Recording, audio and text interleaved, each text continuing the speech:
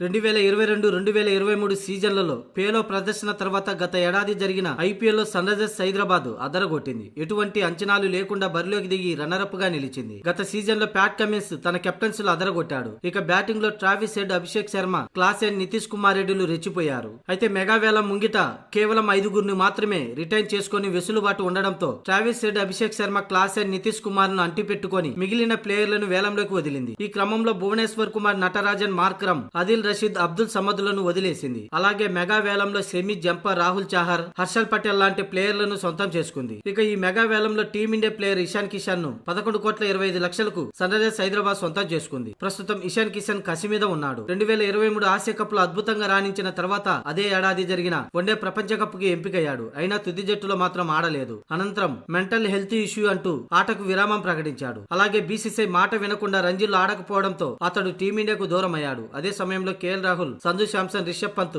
జితేష్ శర్మ రూపంలో వికెట్ కీపర్లు టీమిండియాకు వచ్చారు. దాంతో ఇషాన్ కిషన్ కు టీమిండియా తలుపులు మూసుకుపోయాయి. ఈ క్రమంలో మరో వారం రోజుల్లో ఆరంభమయ్యే ఐపీఎల్ 2025 సీజన్ లో రాణించి తిరిగి టీమిండియాకు ఎంపిక అవ్వాలనే పట్టుదల మీద ఇషాన్ కిషన్ ఉన్నాడు. ఈ క్రమంలో సన్ రైజర్స్ హైదరాబాద్ కు ఇషాన్ కిషన్ వరంలా మారే అవకాశం ఉంది. 3వ స్థానంలో అతడు ప్రత్యర్థులకు చుక్కలు చూపించడం ఖాయం.